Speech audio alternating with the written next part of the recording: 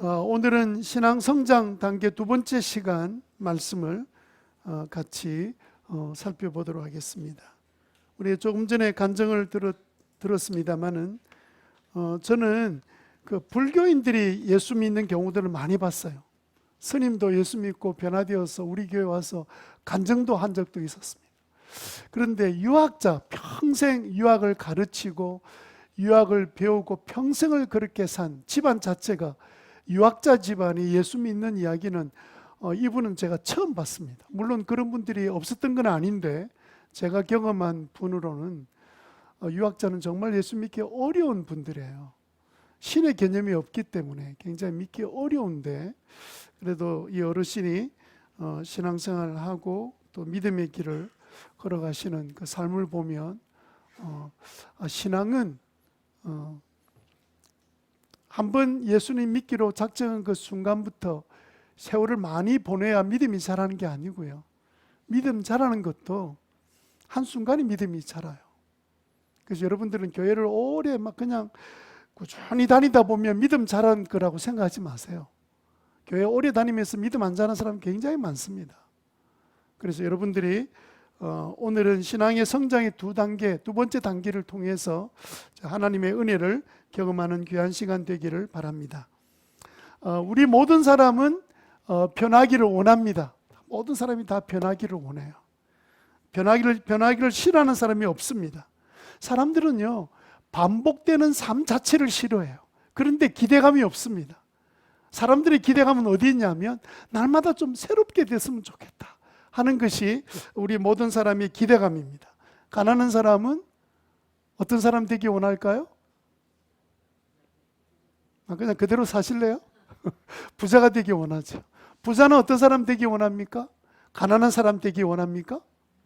그런 사람 아무도 없죠. 부자는 더 큰 부자가 되기를 원합니다.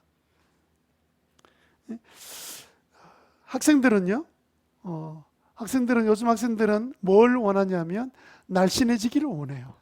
공부 잘하기를 원한다고 생각하셨죠. 물론 학생들 중에는 공부 잘하기를 원하는 학생들도 많고 또 요즘은 그 날씬한 몸매를 원하는 학생들이 너무너무 많습니다. 모두 건강하기를 원하시죠? 건강하기를 원치 않은 분들이 많이 계시네요. 나이가 드시면 다들 사람들의 마음속에 건강하기를 원하고 또 나이와 상관없이 모든 사람들은 자신이 좀 더 건강하게 살기 원하고 더 나은 삶 살기를 원하는 것이 사람들이 원하는 소원입니다. 그래서 모든 사람은 변화를 원합니다. 그런데 여러분, 굉장히 아이러니한 일이 뭔 줄 아십니까? 그렇게 변화되기를 원하는 사람들이 왜 잘 변화되지 않을까요? 다 더 잘 살기를 원하고 있는데도 여전히 그 자리에 머물러 있고 건강하기를 그렇게 원함에도 불구하고 늘 그 아픈 자리에 그 자리에 머물러 있고요. 공부를 다 잘하기를 원하면서도 공부 못하는 자리에 계속 머물러 앉아 있습니다. 저는 참 신기합니다. 사람들이 다 변화를 원하는데도 불구하고 실제적으로 변화를 거부하는 것이 자기 자신이에요. 좀 이상하죠? 나는 변화되길 원하는데 나는 변화를 거부한다? 여러분 자신이 그렇단 말이에요. 보통 사람들 마음속에는 뭐가 있냐면요, 익숙한 것에서 벗어나기를 싫어해요. 늘 내가 익숙한 그 자리에 머물러 있기를 원하는 마음이 변화를 원함에도 불구하고 우리 마음속에 같이 있다는 사실입니다. 여러분이 지금 앉아 계신 자리, 여러분 평소에 늘 앉은 자리인 분들 손 들어보세요. 손 내려주세요. 새로운 자리에 앉아 계신 분 손 들어보세요. 네, 새로운 자리에 저기 허영지 씨 한 사람 손 들고, 그러니까 조금 전에 제가 질문해도 무슨 말인지 못 알아듣고 손 못 들었고, 그 다음에 이제 새로운 자리에 앉았다 그러니까 허영지 집사람 손 들었어요. 우리는요, 자리에 앉아도 늘 앉는 자리에 앉는 게 우리의 습관입니다. 여러분 식당 갈 때 물론 이제 또 새로운 식당에 가서 좀 맛이 있겠지 싶어서 찾아가기도 합니다만은 대부분 사람들은 어떤 식당에 주로 갑니까? 늘 가던 식당 가죠. 그래서 무슨 손님이 생겨요? 단골 손님이 생기는 거죠. 단골 손님은 저절로 생긴 게 아닙니다. 늘 가던 집에 늘 가던 사람이 단골 손님 되는 거잖아요. 여러분, 사람들이요, 되게 변화되는 걸 원하고 있는데도 불구하고 실제적으로 가만히 보면 변화되는 걸 싫어하고 오히려 그 자리에 주저앉아 그냥 늘 하던 대로 있기를 원하는 아주 특이한 본성을 우리가 모두 다 갖고 있습니다. 그런 면에서 보면 참 우리 성도들은 정말 복 있는 사람들이죠. 왜냐하면 우리가 믿는 하나님은 변화의 하나님이세요. 예수 안 믿는 우리들을 예수 믿게 만들어서 우리를 변화시켜 놓으셨잖아요. 요즘 제 신앙생활이 막 이렇게 재미있어서 변화되는 사람은 매일 사건들이 막 변화되는 것을 여러분 역동적으로 느끼잖아요. 뭐 변화 안 될 것 같은 사람들의 마음이 변화되고 그 환경이 변화되는 그런 모습을 보면서 신앙생활의 재미와 즐거움을 느끼는 분들이 많이 계십니다. 왜냐하면 하나님이 우리를 불러서 우리를 사랑하는 자녀로 만들어가기를 원하시는 분이 그분이시기 때문에 하나님 우리를 불러주셨죠. 예수님은 우리를 하나님 자녀 만들으시려고 변화시키려고 대신 우리의 모든 걸림이 되는 우리의 모든 죄를 짊어지시고 십자가에 돌아가셨잖아요. 그리고 난 다음에 그 예수님의 성령을 보내주셔서 성령이 하신 일이 뭡니까? 우리가 말씀을 들으면 그대로 믿어지게 만들어주시고 또 마음이 결단하게 만들어주시고 날마다 우리를 바르게 살아갈 수 있는 그 마음의 소원을 주시는 분이 바로 성령님이 하시는 일이니까 우리 예수 믿는 사람은 정말 복 있는 사람들, 그냥 하나님의 은혜 속에 살아있는 그 자체가 축복이고 그 축복을 누리고 살아가는 것이 다른 사람이 아닙니다. 바로 우리들이 그런 복을 누리고 살아가는 사람들이죠. 그렇다고 성도가 되었다고 저절로 변화되는 것은 없습니다. 많은 사람들이요, 교회를 오래 다니고 예수 믿고 이렇게 지낸데도 불구하고 그 변화되지 않는 사람들이 생각으로 많이 있습니다. 어떤 분은요, 그런 자신이 좀 변화되기 위해서 신호동에 이사 오면서 그때 그 기도 제목이 뭐였냐면 나는 교회 근처에서 늘 기도하며 살아야 되겠다, 그런 마음으로 이사 오신 분도 계세요. 어떤 분은요, 그냥 올해 한 해를 시작하면서 내가 성경은 그냥 일독을 해야 되겠다, 그런 마음을 가지고 새해를 시작한 분도 계시고, 어떻게 하면 좀 내가 변화된 인생을, 좀 새로운 인생을 살아갈까 몸부림치는 그런 성도님도 계십니다. 그럼에도 불구하고 우리는 생각외로 변화가 내가 원하기 때문에 저절로 되는 것이 아니라는 사실을 깨닫게 되죠. 뭔가 우리 속에 걸림이 있다는 사실을 알게 됩니다. 저도 그래요.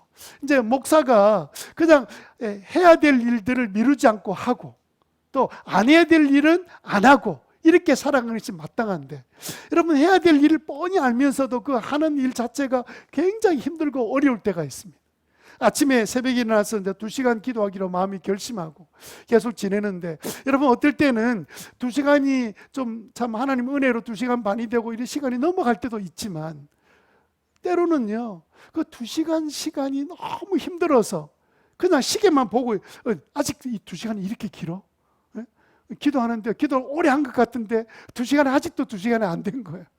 너무 힘들고 어려운 거예요. 마음에 결정하고 결심하고 그렇게 변화되기를 원하는데도 불구하고 내 안에는 좀 편안함을 추구하는, 좀 피곤하면서 벗어나고 싶어하는 그런 욕망이 내 속에 있는 거예요. 여러분들은 어떻습니까? 여러분들은 다 마음에 먹으면 그대로 다 하잖아요.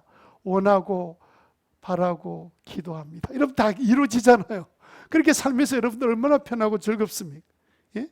그런데 여러분 다 그런 게 아니거든요. 어떤 사람의 가장 큰 원수는 악한 마귀가 원수이기도 하지만 가장 큰 원수는 내 안에 있는 습관이에요. 뻔하게 우리의 생각은 이렇게 안 해야지, 이렇게 해야지 싶은데 실제로 내 손과 발은 어디로 가고 있습니까? 습관을 따라 가는 거예요.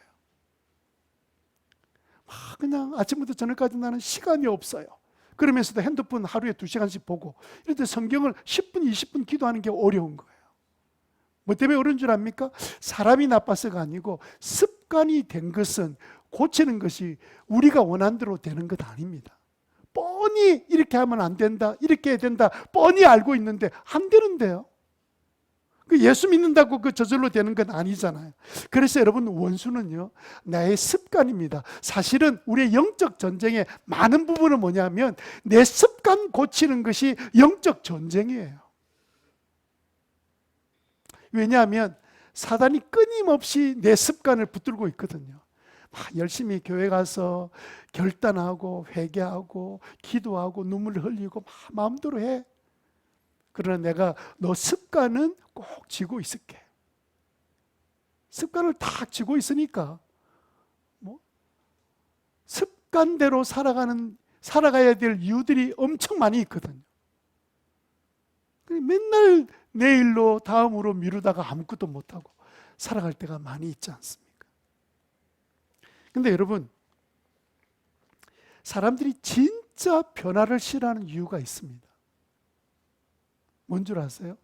익숙한 것을 즐기는 마음도 있지만 사람의 마음 속에는요, 새로운 변화가 다가오는 것에 대한 두려움도 있습니다.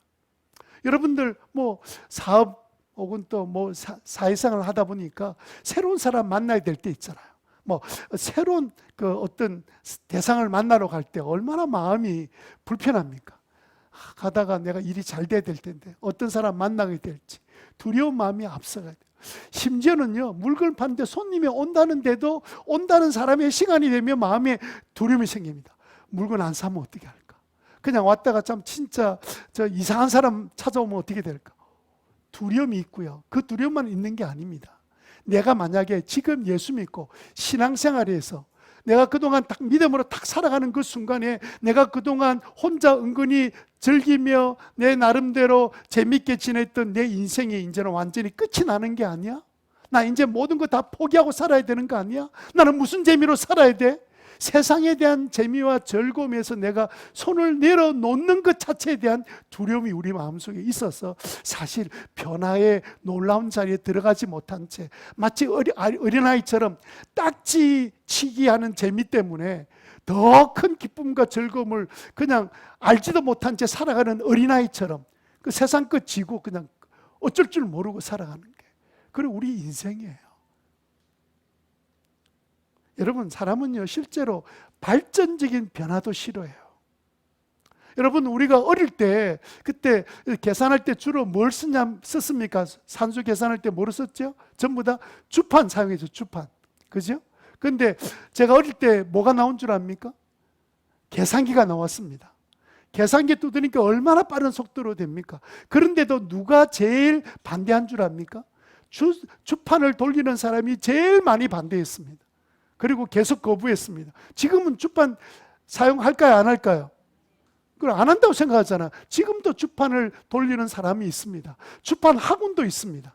주판 학원은 뭐 하는 줄 압니까? 이렇게 해야 아이들의 머리가 발달될 수 있다. 이러면서 지금 주판 학원도 있어요. 여러분, 이상하죠? 사람들에게 수많은 변화들이 있음에도 불구하고 발전적 변화도 사람들은 거부하기를 원하는 것은 새로운 것에 대한 두려움이 우리 마음속에 있기 때문에 그렇습니다. 우리 신앙생활은 어떨까요? 우리 신앙생활도 마찬가지예요. 수많은 사람이 주님 앞에 변화되기 원합니다. 돌아가서는 변화되지 않을 자리를 스스로 찾아가 앉아 있는 거예요. 그런데 변화를 원한대요. 어떻게 변화가 일어날 수 있습니까? 그러면 사람은 변화가 안 되는 겁니까? 아닙니다. 변화는요, 진득이 그냥 주저앉아 있다고 변화되는 것이 아니고요. 그냥 변화는 한순간에도 변화가 일어나요. 오늘 우리가 읽었던 본문에 보면 유대인들은요, 정말 예수님 싫어했습니다. 예수님을 죽이려고 작정하고 예수를 십자가에 달려 죽게 하자고 소리 지렀던 사람들이 그 유대인들이었습니다. 그렇게 예수를 싫어했던 사람들이 베드로의 설교를 듣는 순간에 양심의 가책을 느끼게 되고, 그때 그 구약에 약속된 그리스도 메시아가 바로 예수란 사실을 깨닫는 순간에 회개하고 우리도 구원받을 수 있느냐. 그래서 그 자리에서 예수 믿기로 결정하고 세례받고 변화되었는데, 놀라운 것은 그 사람들은 그렇게 머물고 만 것이 아니라 그렇게 믿은 지 얼마 되지 않은 사람들이 갑자기 날마다 믿음이 쑥쑥 성장하는 모습이 오늘 본문에 나와 있습니다. 바로 그 사람들입니다. 3천 명이 돌아왔던 그 사람들이 날마다 변화되는 모습이 우리가 읽었던 본문의 내용들입니다. 그들은 도대체 어떤 사람이길래, 어떻게 했길래 믿음이 쑥쑥쑥 자라면서 그 기쁨과 능력 있는 삶을 살고 있었을까요? 우리는 맨날 정체된 자리에서 머물러 있다면 우리는 더 이상의 기쁨도 없는 그런 신앙생활을 할 수밖에 없는 거죠. 그럼에도 불구하고 오늘 본문은 우리들에게 큰 소망이 됩니다. 아, 나도 변화될 수 있구나. 나도 믿음의 성장을 이룰 수 있구나. 한번 따라합시다. 나도 변화될 수 있습니다.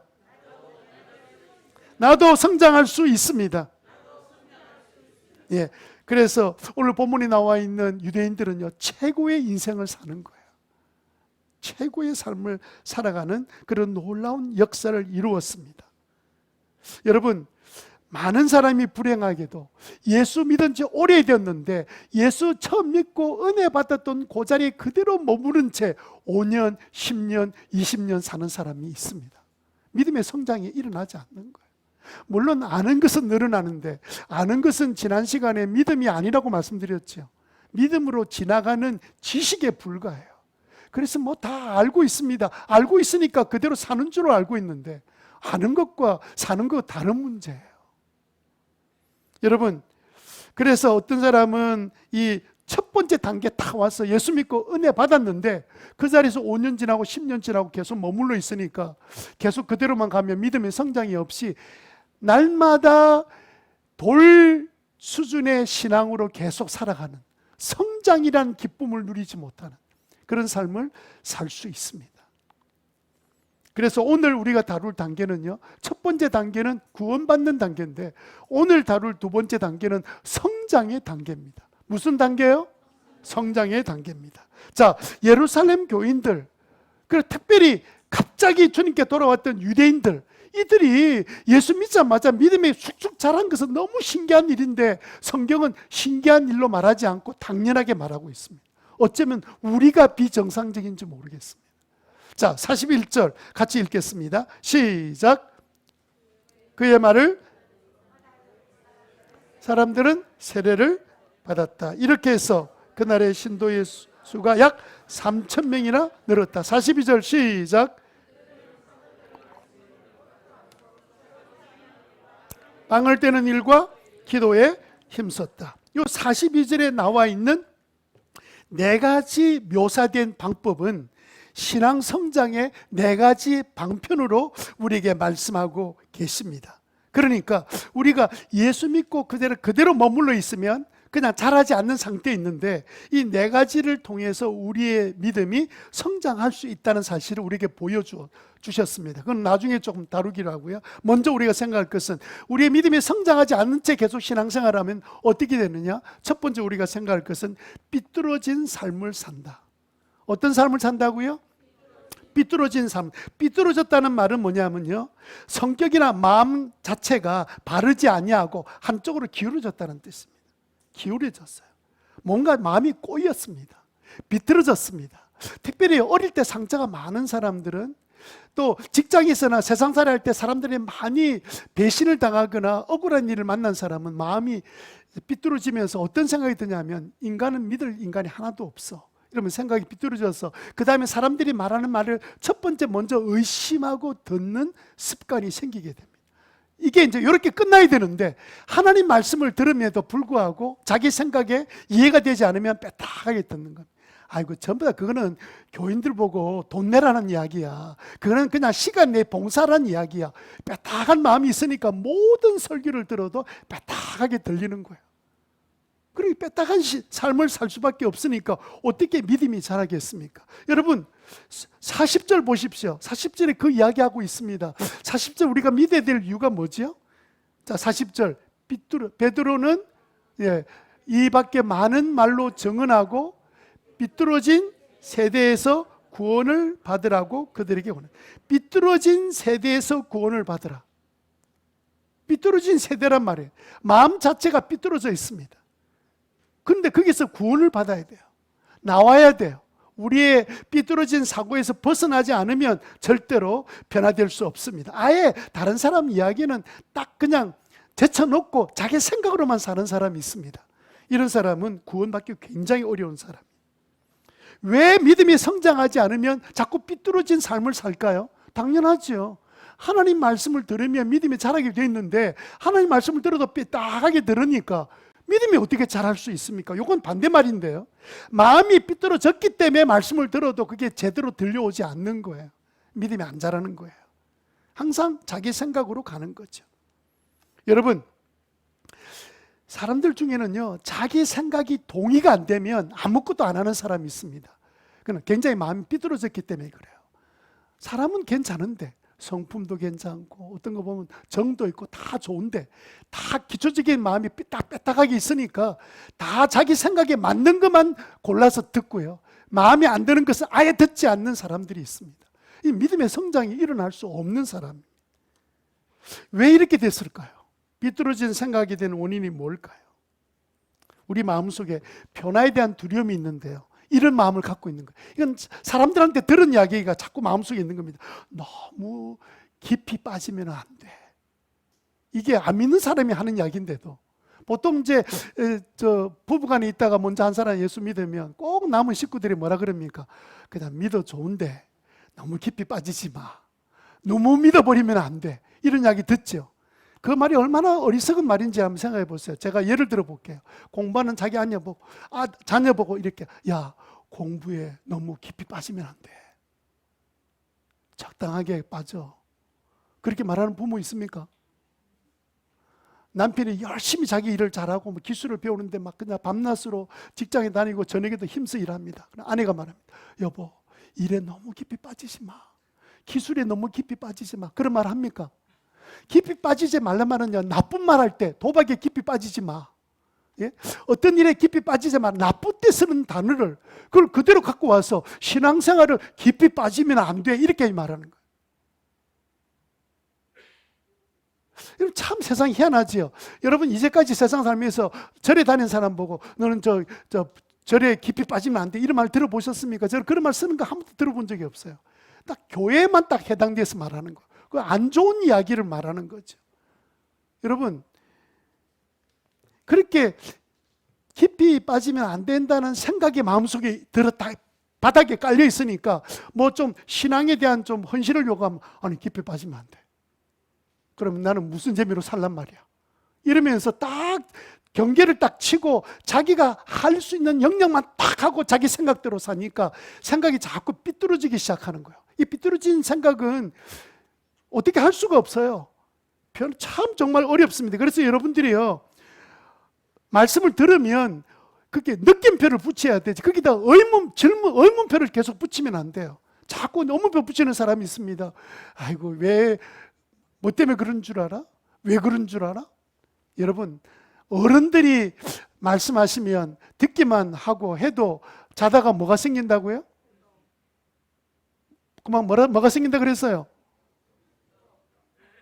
자매, 뭐가 생긴다 그랬어요? 금방 그럴 것 같던데. 떡이라 그랬어요? 미안합니다. 나는 다른 걸 이야기하는 줄 알아요. 떡이 생긴다 말이에요. 아니, 어른들 말을 들어도 자다가 떡이 생기는데 하나님 말씀을 들으면 하나님 이제까지 말씀해서 틀린 적이 있었습니까? 하나님의 구약에 예언한 약속이 신약에 이루어지지 않은 적이 있었습니까? 그냥 하나님 말씀하시면 그냥 사람의 말은 내가 의심하지만 하나님 말씀은 다 맞아. 이렇게 받아들이는 마음이 있어야 뺐다가지 않는 거거든요. 뺐다가 마음 다 갖고 있으니까 아무런 변화가. 여러분, 우리만 그런 게 아닙니다. 오늘 본문에 보세요. 41절에 보니까 베드로의 설교를 들었던 그 당시에 예수님을 십자가에 못 박았던 유대인들의 반응이 뭔 줄 압니까? 41절에 그의 말을 받아들인 사람들. 뭘 받았어요? 세례 받았죠. 예수 믿었습니다. 그의 베드로의 말을 그냥 받아들인 사람은 예수 믿고 세례 받았습니다. 그렇게 완고한 유대인들이요. 그렇게 예수는 십자가에 못 박아 죽이라고 말했던 유대인들이에요. 어떻게 이런 일이 납니까? 받아들이니까 그런 일이 일어나는 거예요. 다 그런 줄 압니까? 유대인들이? 아닙니다. 사도행전 7장 54절에 보면요, 스데반의 위대한 설교, 스데반의 설교는 베드로 설교보다 훨씬 더 위대한 설교, 같은 내용의 설교였습니다. 그런데 사람들은, 유대인들의 반응이 어떤 줄 압니까? 7장 54절에 그들은 이 말을 듣고 뭐 했다고요? 격분했습니다. 이를 갈았습니다. 그리고 7장 57절에는요 어떻게 했다고요? 길을 막았습니다. 길을 막았으니까, 게다가 길을 막아놓으니까 그 말씀이 들려오지 않으니까 자기 안에 변화가 일어나는 게 아니라 오히려 스데반을 돌로 쳐 죽이는 일을 이루게 된 거죠. 지난 3일 날 분당에서, 여러분 잘 아는 서현역에서 22살 되는 채군이, 이름을 밝히기가 좀 그렇네요.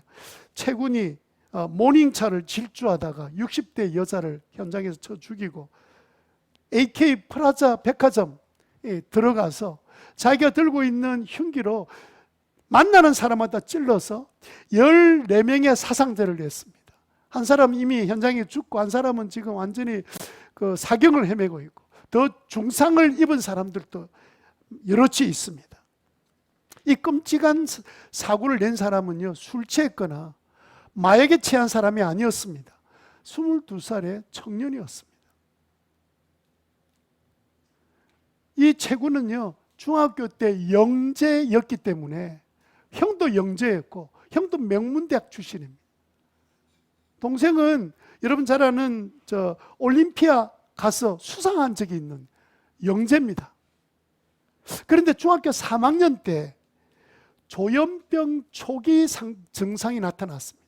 조현병 초기 증상이 나타났습니다. 그러면 이제 좀 사실은 이런 초기 상태가 오면 마음을 다스리도록 신앙을 갖고 좀 치유하고 좀 기다려야 되거든요. 그런데 이 채군이 이전처럼 공부하지 못한다는 스트레스를 강하게 받았던 것 같아요. 그리고는 치료를 거부하고, 그리고 좌절에 빠졌습니다. 명문고등학교 못 들어갔습니다. 일반 고등학교 1학년 들어가자마자 도무지 이런 시시한 학교 못 다니겠다 하고 학교 다닌 것을 거부하고 집에 들어와서 완전히 혼자 방 안에 딱 갇혀버렸습니다. 교사 말도 안 듣고 의사의 말도 듣지 않고 부모의 말도 거부하고 스스로 집안에 혼자 있으면서 외톨이 생활을 시작했습니다. 그러다가 2020년에 조현병에 들어가기 직전의 상태가 조현성 인격 장애 과정이 있는데 그 진단을 받은 거예요. 그때라도 치료하면 되거든요. 스스로 치료를 거부하고 사고 날 당시까지 계속 약을 먹고 있지 않다가 이런 끔찍한 사고를 낸 겁니다. 이미 청소년 때부터 마음이 빼딱해져 있으니까 누구 말도 듣지 않는 거예요. 자기가 최고 똑똑한 줄 알고 지낼 가능성이 많은 아이였습니다. 저는 이 사고, 이 이야기를, 뉴스를 이렇게 보면서 참 22살, 그것도 영재였던 친구, 정말 안타깝다는 마음이 듭니다. 제가 마음이 갔던 사람은 이 채군보다도 채군의 부모가 마음이 걸림이 되는 거예요. 부모가 얼마나 많이 후회하고 고통하고 있겠습니까? 그때 부모들이 모든 거 다 제쳐놓고 중학교 3학년 애가 힘들 때, 그때 전심으로 아이를 돌보는 일을 했다면 이런 지경까지 가지 않았을 텐데, 부모가 어떤 조치를 했다는 기록이 없는 거 보면 조치를 안 할 리는 없죠. 병원에 데려가고 치료시키려고 했겠죠. 그래서 여러분, 이런 아이들은 정말 사랑으로 돌보면 치유될 수 있는 아이들인데도 불구하고 지금은 이 사건이 생겼으니까 얼마나 부모의 마음이 찢어지겠습니까? 이 부모가요, 당신의 아이가 사람을 죽였다는 소식을 듣고는 안 믿었습니다. 말도 안 되는 소리 하지 마세요. 우리 아이는 절대로 그런 아이가 아닙니다. 이제는 그 부모가 고개를 들고 갈 수 없는 상황이 되고 말았습니다. 이렇게 될 줄은 부모도 몰랐죠. 본인들 알았겠습니까? 우린들 알았겠습니까? 여러분, 이게 마음이 삐딱하기 시작하면요, 어느 상태까지 가게 될지 아무도 모릅니다. 믿음의 성장은 일어나기 어려워요. 그러면 우리가 믿음 성장하려면 우리는 어떻게 해야 되겠습니까? 두 번째 우리가 생각할 것은 지지해야 합니다. 지지해야 합니다. 뭐 해야 된다고요? 지지해야 된다는 말은 국어 사전에 보면 어떤 분의 의견에 찬성하여 따른다라는 뜻입니다. 어떤 분의 의견에 찬성하여 따른다 할 때 지지한다는 단어입니다. 여러분, 오늘 읽었던 42절에 보면 그들은 사도들의 가르침에 몰두하며 서로 사귀는 일과 빵을 떼는 일과 기도에 힘썼다. 이렇게 한다. 힘썼다는 단어가 우리로 하여금 약간 좀 오해하게 만드는 단어인데, 힘썼다는 단어는 자기의 생각과 의지로 노력했다는 뜻으로 우리가 쉽게 이해할 수 있는데, 헬라 단어는 이 단어로 되어 있지 않습니다. 어떻게 표현해야 되냐면 지지한다고 표현해야 정확한 뜻입니다. 하나님께 딱 가까이 붙어서 지지한다는 뜻입니다. 마치 종이 주인이 말할 때 쫓아와서 주인 곁에서 주인이 말씀이 떨어지면 맞습니다. 네, 그렇게 하겠습니다 하고 주인의 뜻에 따라하는 것 자체를 지지한다라는 헬라어로 되어 있습니다. 프로스칼 테레오라는 단어로 되어 있는데 지지한다고 번역하는 것이 맞습니다. 여러분, 우리가 인생 사는 동안에요, 하나님께서 우리에게 수없이 말씀하십니다. 그러면 그 말씀하시면 우리가 믿음의 성장이 일어나기 원하면 그 주님 가까이 가서 그래, 주님 말씀이 맞습니다, 제가 따르겠습니다 라고 지지선언을 하셔야 돼요. 그래야 믿음의 성장이 일어납니다. 그런데 여러분, 왜 믿음의 성장을 위해서 주님의 뜻을 지지해야 되냐면, 믿음의 성장이라는 것은 그냥 내 생각으로는 절대로 잘하지 않습니다. 그냥 하나님의 생각의 뜻대로 내가 따르기로 결정해야만이 믿음의 성장이 일어나게 되어 있습니다. 많은 사람들이요, 어떻게 신앙생활 하냐면 자기 생각에 기준을 두고 받아들일 것은 받아들이고 받아들일 것은 받아들이지 않는 신앙생활을 하는 거예요. 결국은 주체는 누구냐면 내가 내 생각을 따르는 거예요. 내가 내 생각을 따르는데 그게 무슨 믿음의 성장이 일어나겠습니까? 아무것도 일어나지 않죠. 가면 갈수록 빽딱한 생각을 가지게 되는 거죠. 그래서 아무리 주일날 하나님 앞에 예배드리고 믿음으로 살아라 그래도 자기 할 일을 자기가 다 결정해서 하는 거예요. 왜요? 생각이 빽딱하니까 삐뚤어진 거예요. 여러분이 삐뚤어진 걸 바르지 않으면 믿음의 성장이 일어나는 거 아닙니다.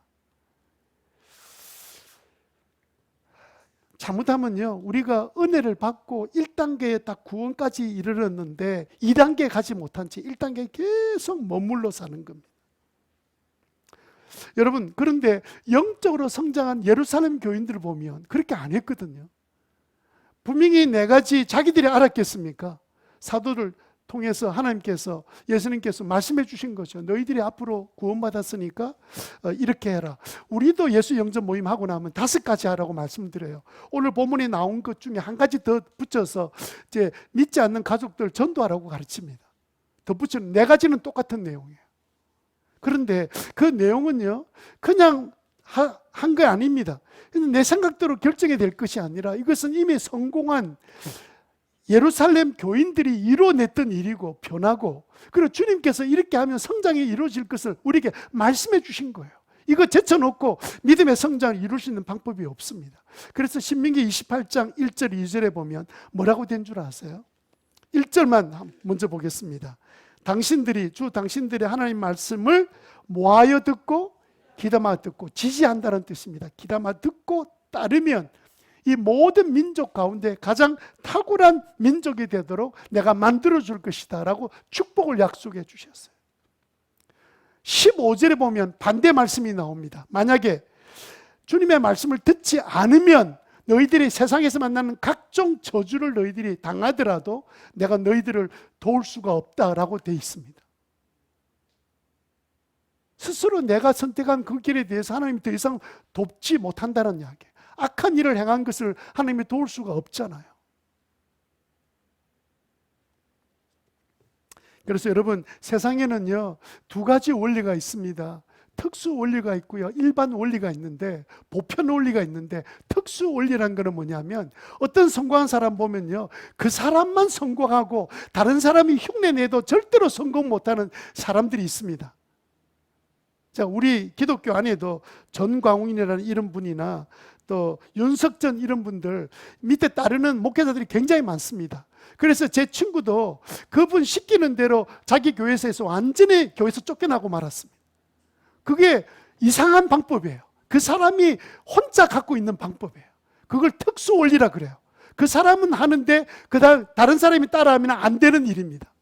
근데 반대로 보편 원리라는 게 있는데요, 이거는요 누구나 따라하면 다 성공합니다. 그 사람처럼.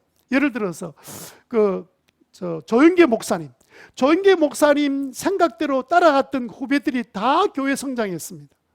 최영계 목사님, 그 목사님 때문에 가정교회 하는 교회마다 기쁨이 넘치는 역사가 일어났습니다. 근데 그 두 분의 공통점이 뭔 줄 압니까? 사도행전 그대로 가르치고 있는 분들이에요. 그러니까 잘 될 수밖에 없지. 성경에 나온 대로 한 거니까. 그러니까 여러분, 보편 원리는 성경에서 나온 거예요. 나는 내 생각대로 해. 나는 내가 좀 특별해. 참 걱정됩니다. 그러면 우리는 어떻게 하면 믿음으로 성장할 수 있겠습니까? 42절에 이렇게 하라고 제시한 그 네 가지 하시면 돼요. 42절 우리 한 번만 더 읽어봅시다. 시작. 그들은 사도들의 가르침에 몰두하며 기도에 힘썼다. 이렇게 하나님이 네 가지 하라니까 지지했다는 뜻입니다. 아, 예, 그렇습니까? 하고 그렇게 따라갔다는 뜻입니다. 그러면 첫 번째로 간단하게 어떻게 1번은 뭐냐면 사도의 가르침에 몰두하라는 거예요. 여러분, 이제 우리가 이제 교회 다니면서 10년이 돼도 성경부 한 번도 안 하신, 나이 많으신 분들, 오늘도 85 되신 분이 자기 의지로 공부하러 들어와서 이제 공부 다 안 해가지고 수료를 했습니다. 물론 이제 연세 드신 분한테 다 하라 이렇게 할 수는 없어요. 그런데 교회 생활하고도 5년, 10년에 한 번도 성경 공부 안 한 사람들은 그동안 저는 확실히 믿는 거는 믿음 성장이 일어나지 않았을 겁니다. 일어날 수가 없어요. 성경을 깨닫지 않는데 어떻게 믿음의 성장이 일어납니까? 믿음의 성장은요, 교회 다니는 연륜에 달린 게 아니고요, 하나님의 말씀의 가르침을 받는 데 달려 있는 거예요. 우리의 교회는 기본 5과목이 있잖아요. 처음 예수 믿지 않는 사람도 들어올 수 있는 생명의 삶 들어오면 예수님, 하나님, 성령님 누군지를 배우고 내가 누군지를 알아서 예수님 영접해서 구원받는 단계인 생명의 삶이 있습니다. 그리고 이제 태어났습니다. 태어나고 나면 걸음마 하고 이제는 기어다니는 것이 아니라 이제 걸어다니고 뛸 수 있도록 돕는 것이 확신의 삶입니다. 확신의 삶을 통해서 믿음이 성장하다가 그래도 이제 가치관이 바뀌어져야 되니까 가치관을 바꾸는 새로운 삶이 있습니다. 새로운 삶 공부 끝나고 나면 이제는 내가 믿음의 사람처럼 여러 가지 훈련이 필요하기 때문에 신앙의 훈련 11가지를 가르치는 영적 훈련을 하는 경건의 삶이 있습니다. 끝나고 나면 하나님을 경험하는 삶, 하나님 경험하는 삶은 정말 여러분 생애를 바꿔놓을 수 있는 그런 공부입니다. 아무나 공부하는 게 아니라 목자 목녀들이 공부하도록 되어 있습니다. 여러분들은 목자 목녀를 통해서 배우도록 되어 있습니다. 여러분, 그런 기본적인 공부만 있는 게 아니라 말씀의 삶도 있고 행복한 삶, 커플의 삶, 결혼하기 전에 어떻게 이성교제해야 되는지, 결혼하고 난 뒤에 부부의 삶을 통해서 가정을 어떻게 이루어야 되는지, 또 자녀는 어떻게 키워야 되는지, 부모의 삶, 또 교사의 삶, 기도의 삶, 일터의 삶, 이런 각종의 이 공부들이, 필요한 공부들이 있습니다. 여러분, 어린아이가 태어났는데 딱 10달 동안 얼마나 고생한지 모르는데 네가 알아서 먹고 살아라 하고 안 먹이면 애가 어찌 될까요? 죽지요. 태어난 아이를 하루에 밥을 몇 번 먹입니까? 그때 쓰는 말이 뭐냐면 시도 때도 없이 먹인다 그러는 거예요. 시도 때도 없잖아요. 엥 하고 울면 먹여야 되잖아요. 계속 먹어야 살도록 인간을 만들었는데 어떻게 일주일 내내 하나님 말씀을 안 먹고도 어떻게 믿음의 성장이 일어날 수 있습니까?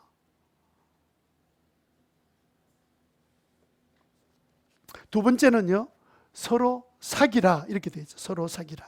믿음의 교제가 필요합니다. 여러분, 믿음의 교제가 필요한 것은요, 성경 공부만 하고 있고 믿음의 교제를 안 하고 혼자 독불 장군처럼 신앙생활하면요 교만해져가 지적인 내용은 알아서 교만해지고 나중에는 정말 겸손한 사람으로 자랄 수는 없습니다. 왜냐하면요, 우리가 교제하는 삶을 사는데 모이는 장소가 목장이잖아요.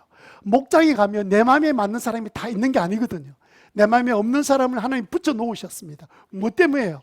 내가 다듬어지라고. 내가 변화되지 않는 부분들이 많거든요. 꼭 우리가 믿음 생활할 때 내 맞는 사람만 신앙생활한 거는요, 세상 사람들이 하는 방법입니다. 하나님이 몰라서 붙여놓은 게 아닙니다. 그러면 그 목장의 분위기 가운데 내가 맞춰가고 내가 갖고 있는 문제를 무엇인지를 알고 찾아서 변화시켜 나가도록 주님 앞에 의지하고 기도해야 되는데 나 목장을 바꾸고 싶다, 교회 옮기고 싶다. 여러분, 교회 옮기면요, 저보다 더 못된 목사가 기다리고 있다가 목을 탁 잡을 겁니다. 여러분, 인생 굉장히 힘들게 될 거예요. 제 생각이 그렇다 그 말이에요. 예? 피한다고 되는 게 아닙니다. 여러분, 우리가 하나님께서 변화를 위해서 몰아 넣었는데 도망가면요, 끝까지 추적합니다. 어디까지 가는가 보자. 자기 자식이니까 내버려 두겠습니까? 그러니까 죽을 고생만 하는 거예요. 자기만 고생하는 게 아니라 자기 가족도 고생해요. 그래서 목장 못 바꾸게 하고 교회를 옮기지 못하게 하는 이유는 다른 데 있는 것이 아닙니다. 말씀을 배운 대로 실천해 봐라. 네 인격이 변화되어야만이, 상처가 치료되어야만이 네 인격이 정말 믿음의 성장이 일어나는 삶을 살아갈 수 있다. 이게 주님의 뜻이란 말이에요. 예? 그래서 하나님은 꼭 필요한 사람 만나게 하셨다는 사실을 여러분 알고 믿게 되시기를 바랍니다. 세 번째는 함께 음식을 먹으라 되어 있습니다. 요 음식을 함께 먹는다는 말, 빵을 찢었다, 떡을 떼다, 세 번역에는 빵을 떼다 이렇게 되어 있죠. 다른 성경에 보면 음식을 같이 먹는다 이렇게 되어 있는데, 이거는 성찬식 이야기하는 겁니다. 성찬식. 그 당시에는 성찬식이 매일 모일 때마다 했거든요. 그냥 주일마다 모이면 성찬식을 했습니다. 그러니까 성찬식에 따른 말은 예배를 드렸다는 뜻이에요. 우리는 성찬식을 제대로 좀 하려고 옛날에는 성찬식 1년에 2번, 3번 했거든요. 그래서 이건 아니다 해서 한 달에 한 번씩 우리가 성찬식 하고 있습니다. 여러분, 식사를 했다, 음식을 먹었다, 떡을 뗐다, 빵을 뗐다, 이 말은 다른 말이 아니라 매주 성찬식을 거행했다, 예배를 드렸다, 예수님의 보혈과 부활의 은혜를 기억하고 예배 드렸다는 뜻입니다. 여러분, 어떤 분은요, 예배를 시간 나면 드리고 시간 나지 않으면 안 드리는, 그렇게 예배 생활하면 믿음의 성장이 막 일어나다가 그 순간에 믿음이 다 꺼져버리게 돼 있습니다. 여러분, 항상 기준은 내가 예배에다 먼저 맞춰놓고 그 다음에 나머지 것들을 여러분들이 채워가기 시작해야 됩니다. 뭐가 필요하면 예배는 조정하고. 아니에요. 성경 그렇게 말한 적이 없습니다. 예배를 기준을 세워놓고 그 다음에 나머지 길을 막 채워가기 시작하면 어떤 변화가 있냐면 믿음의 성장이 일어나는데, 믿음의 성장이 일어나지 않는 것은 다른 기 때문에 그런 게 아닙니다. 예배에 여러분들 맞추시고, 여러분 담임 목사를 위해서 예배 참석하지 마세요. 목자 목녀를 위해서 예배 참석하지 마십시오. 누구를 위해서 예배 참석해야 됩니까? 여러분 자신을 위해서 예배 참석, 여러분 가족들을 위해서 예배 참석하셔야 돼요. 네 번째는 뭡니까? 기도에 힘써라. 기도에 힘써라 말은 뭡니까? 믿음에 성장하려면 기도가 빠져서 안 된다, 이 이야기를 우리에게 하고 있는 거죠. 자, 기도에 대한 이야기를 조금만 더 하다가 이제 설교를 마칠 텐데, 여러분, 자, 4가지 이야기 나왔으니까 어떤 머리 좋은 사람이 이렇게 생각할 겁니다. 아이고, 그럼 제가 좋아하는 3가지만 하겠습니다. 나는 2가지만 하면 4분의 2를 하고 4분의 3 정도의 믿음이 자라겠네요. 이렇게 생각하는데 땡! 틀렸습니다. 여러분, 콩나물 좀 키우는 여러분, 저 나무 콩나물 뭐라 그랬습니까? 네, 그게 있는데 여러분, 거기다가 이제 물을 주잖아요. 근데 물이 그대로 고여서 이제 콩나물이 자라는데, 그 중에 나무 쪼가리 붙여 놓은 거니까 나무 쪼가리 하나 쭉 빼버렸다 합시다. 그리고 물을 계속 부었습니다. 평소보다 2배나 더 부었습니다. 물이 어느 정도 고여 있을까요? 무슨 말인지 잘 이해가 안 되는 것 같은데, 예? 통조림이 있는데, 콩나물 통에 한쪽 나무를 뺐습니다. 이걸 뺀 상태에서 물을 계속 많이 부었습니다. 평소보다 3배 부었습니다. 물이 얼마쯤 남아있을까요? 하나도 없지, 하나도. 여러분, 이거는 뭐와 같으냐면요, 하나가 빠지면 3개가 아무리 잘해도 아무 소용이 없다는 뜻입니다. 그냥 쉽게 바이타민 생각해 봅시다. 비타민, A부터 시작해서 다 있죠. 그런데 여러분 생각에는 종합 비타민 다 먹고 비타민 D 정도 하나 없는 거야, 무슨 상관이 있겠나, 이리 생각하지만 비타민 B 부족하면 여러분 곧 병이 걸린다는 사실을 알잖아요. 하나도 빠지면 안 되는 게 비타민이에요. 하나님께서 우리 몸을 그렇게 만들어 놓으셨는데, 신앙 성장 4가지 가지고 꼴랑 4가지고 뭐라고 이야기하냐, 그거 지금 내가 할 수 있는 거 3가지, 목자 모이면 나는 못하겠습니다, 3가지. 나는 그냥 기도 생활, 나는 내 체질이 안 맞아요. 그럼 하나 빼버리고, 그럼 신앙 믿음 성장. 아무리 성경 공부를 많이 해서 성경을 알고, 아무리 성도들 교제도 하고 열심히 봉사를 해도 믿음이 안 자라는 이유는요, 4가지가 하나 더 빠지면 믿음이 골고루 자랄 길이 없어요. 우리는 머리가 얼마나 참 좋은지 빠져나갈 길에는 도사처럼 생각합니다. 절대로 그런 일이 생기지 않습니다. 여러분 한번 주변에 여러분 식구들을 한번 생각해 보세요. 근데 하나는 믿음이 잘 자라, 하나는 믿음이 잘 자라지 않으면 가만히 보십시오. 뭔가 한쪽에 치우쳐 있습니다. 자기 좋아하는 것만 하고 있습니다. 분명해요. 골고루 안 하는 거예요. 몸이 건강한 아이들은 골고루 음식 먹듯이요. 그거 뺀다고 뭐 하나 빼진다고 뭐 별 수 있겠나? 아닙니다. 그 하나 때문에 망가집니다. 바이타민 하나 빠진 것 때문에 사람 몸이 망가져서 병원에 들어가서 입원하고 산이 중린이 한단 말이에요. 그래서 여러분 우리가 그 사실을 좀 잘 생각하셔야 됩니다. 그래서 우리는 네 가지를 잘 조화를 맞춰야 되는데, 기도할 때 우리 성도들이 하루에 20분 기도하는 것 딱 정해놓고 20분 계속, 우리 목자 목녀들은 연초되면 서약하잖아요. 사인하잖아요. 나는 이제 매일 일주일에 4번 이상은 20분씩 기도하겠습니다. 기본 단위인데, 근데 20분 정도 기도하면 주님과의 내가 영적인 교제가 시작된다는 것을 자기가 느끼게 돼요. 여러분이 기도를 안 해서 그렇지, 미안합니다. 기도를 잘 하시는데 19분 이렇게 기도하지 말고 20분 채워서 기도 한번 해보세요. 어떤 변화가 일어나는지. 달라요. 그래도 꾸준히 한번 해보세요. 음식 먹을 때 우리 꾸준히 먹어야 살잖아요.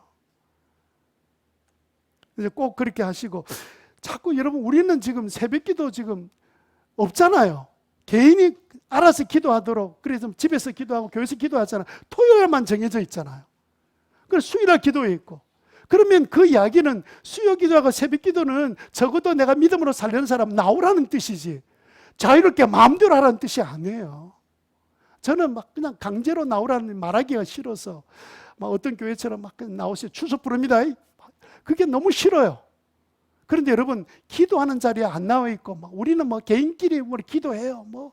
뭐 우리는 뭐 줌으로 기도하고 카톡으로 기도. 그거 이야기한 적이 없습니다. 모여서 함께 기도하라는 뜻이에요. 인격이 모여서 기도해야 되는 거지. 여러분 사람 얼굴을 보지 않고 함께 모여서 기도하는 것과 교회에서 기도하는 것 똑같은 것 아닙니다. 절대로. 그러니까 여러분들이 모여서 기도하는 것 여러분 정말 중요하게 생각하고 애쓰고 노력하면 여러분 하나님 은혜 주실 줄 믿고, 이 믿음이 뒷걸음질하지 않도록 항상 앞으로 전진해 나갈 수 있도록 여러분 최선을 다해서, 여러분들이 지금 하는 상태에서 조금 더 한 단계, 뭐 모든 거 다 포기하고 신앙생활 하는 게 아니라 지금 내 단계에서 내가 좀 더 뭔가 한 가지라도 더 해야 될 일이 뭐가 있을까 생각하고, 여러분들이 감당할 수 있는 상황에 놓였을 때 믿음에 결단하고 하나님께 헌신할 때 믿음 생활이 어떻게 될까요? 세 번째로, 우리가 주님을 지지하면 어떤 결과가 일어나냐면요, 신앙생활이 다이나믹해집니다.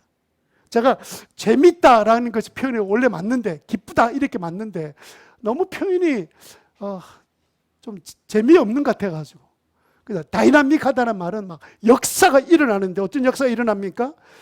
재미있는 역사가 일어나는데요, 43절에 놀라운 일과 표징이 계속 일어나는 거예요. 여러분의 가정에, 여러분의 인생에 기도마다 응답의 역사 일어나고 변화의 역사 일어나고 놀라운 일들이 일어나게 되는 것을 여러분 믿게 되시기를 바랍니다. 46절에 순전한 마음으로 기쁘게 음식을 먹고, 이제는 기쁘게 예배를 드린다는 뜻입니다. 이 사람 어떤 사람들입니까? 예수님이 십자가에 못 박아 죽인 사람들입니다. 그런 사람들이 빼딱한 마음을 갖고 있는 사람, 예수님 말만 하면 그냥 죽을 상을 썼던 사람들인데, 이 사람들이 어떻게 순전한 마음이 되었습니까? 예수님 딱 믿고 믿음으로 바로 살려고 딱 결단하니까 삐뚤어진 마음이 이제 순전한 마음으로 바뀌어졌잖아요. 예? 여러분이 그런 마음으로 다 바뀌어지는 역사가 일어나게 되기를 바라고, 예배가 즐겁고 은혜가 되고 삶의 보람이 있고. 47절 보십시오. 하나님을 찬양하는데, 그래서 그들은 모든 사람에게 뭘 샀다고요? 모든 사람, 만나는 사람마다 칭찬받는 사람이 된 겁니다. 우리는요, 내가 좋아하는 사람과 사이에서 지내기만 하지, 내가 어떤 사람한테는 별로 이렇게 호감이 안 되는 사람일 수 있습니다. 모든 사람, 만나는 사람마다 영향력을 끼치는, 내 말 한마디가 영향력이 되는 그런 사람으로 변화됐다는 거예요. 그것만입니까? 주님께서 뭐 하셨습니까? 구원받는 사람 날마다 더해 주셨다. 누구한테요? 믿음에 성장하는 사람한테 더해 주신다는 겁니다. 믿음에 성장 없는 사람한테 아무리 막 VIP 달라고 기도해도 안 붙여주는 이유가 뭐냐면, 붙여주면 상처 줄까 싶어서. 어떤 사람 그런 사람 있잖아요. 나는 교인 때문에 상처받아서 나는 교회 안 나간다. 그런 일이 생길까 싶어서. 그래서 여러분, 우리가 믿음의 성장이 일어나면 가만히 있어야 된다는 건 아니지만, 그래도 여러분, 하나님께서 우리 기도할 때마다 하나님께서 사람을 더하여 주시는 그런 놀라운 역사가 여러분 가운데 일어나는 것을 믿게 되시기를 주님 이름으로 축원합니다. 신앙생활이 다이나믹한, 기쁨이 충만한 그런 성공적인 신앙생활이 여러분 가운데 일어나게 되기를 주님 이름으로 축원합니다.